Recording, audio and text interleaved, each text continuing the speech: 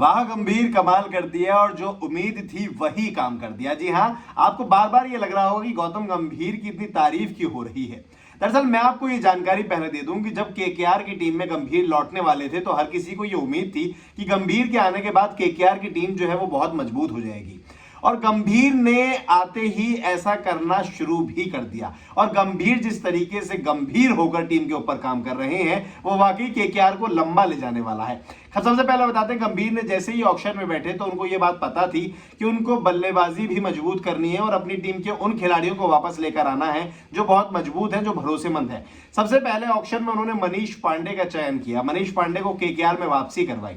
आखिर मनीष पांडे की वापसी करवाने से फर्क क्या पड़ेगा, तो ये भी समझ लीजिए कि मनीष पांडे का जो डाउन जिस डाउन पर वो खेलते हैं उसमें तो वो बेहतर प्रदर्शन करते ही हैं, लेकिन मनीष पांडे इकलौते ऐसे खिलाड़ी हैं जो किसी भी डाउन पर फिट बैठते हैं और गंभीर के भरोसेमंद खिलाड़ी हैं। और जब केकेआर की बात करते हैं तो केकेआर के लिए वो खेले भी हैं और पीछे भी अगर देखेंगे तो प्रदर्शन भी उन्होंने किया है बाकी टीमों से अगर अलग हट जाते हैं तो। इसके बाद अगर बात करें गंभीर की तो उन्होंने अटेक्सन को हटाकर चमीरा को ऑक्शन में अपनी टीम के अंदर शामिल कर लिया, क्योंकि चमीरा एक बेहतरीन गेंदबाज है और चीजों की समझ रखते हैं और उनको पता है कि चमीरा जो है वो एक ऐसे गेंदबाज का जो कि केकेआर का एक बड़ा गेंदबाज है उसका रिप्लेसमेंट हो सकते हैं, ताकि अगर वो व्यक्ति चोटिल होता है या कोई भी समस्या उस खिलाड़ी के साथ होती है तो चमीरा उसका जो रिप्लेसमेंट है वो पूरा करेंगे। तो अटेक्सन वो काम नहीं कर पाते थे। अब बात कर लेते हैं स्टार्क की, क्योंकि वो खिलाड़ी जो बड़े खिलाड़ी है मिचेल स्टार्क गेंदबाजी और बल्लेबाजी दोनों में वैसे तो वो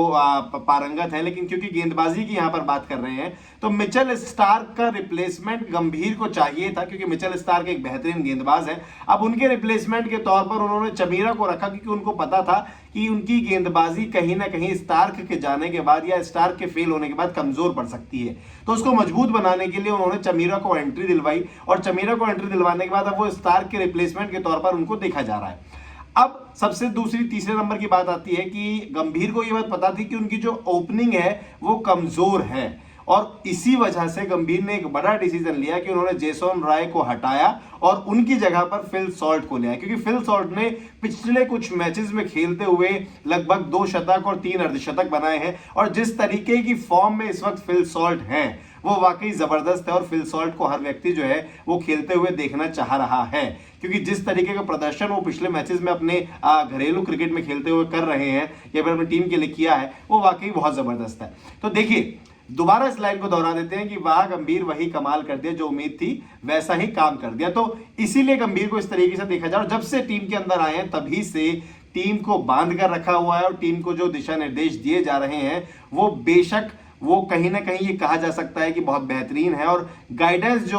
प्रॉपर मिलना चाहिए था वो गाइडेंस देने की तैयारी में गंभीर इस वक्त जुटे हुए हैं। और ये बात सभी को पता है कि गंभीर ने आईपीएल के लिए अपनी राजनीति तक छोड़ दी है, क्योंकि वो इतने डेडिकेटेडली केकेआर के लिए काम कर रहे हैं और केकेआर के एक पुराने खिलाड़ी को जो है कोलकाता से सांसद का चुनाव लड़ने का टिकट भी मिल गया है, तो ये भी आपको खबर मिल ही गई होगी। खैर, ऐसी ही और तमाम खबरों के लिए जो केकेआर से जुड़ी हुई हो, जो आईपीएल से जुड़ी हुई हो, जो गौतम गंभीर से जुड़ी हुई हो, उन सभी खबरों को देखने के लिए हमारे चैनल को सब्सक्राइब कर लीजिए और ऐसी ही तमाम खबरों को मैच के समय पर सबसे पहले देखने के लिए हमारे साथ बने रहिएगा। और अगर आपके मन में भी कोई खबर है जिसको आप चाहते हैं कि आपको पता चलनी चाहिए तो आप हमें कॉमेंट सेक्शन में लिख सकते हैं, वो खबर भी आप तक समय से पहुंचा दी जाएगी। बने रहिएगा हमारे साथ। नमस्कार।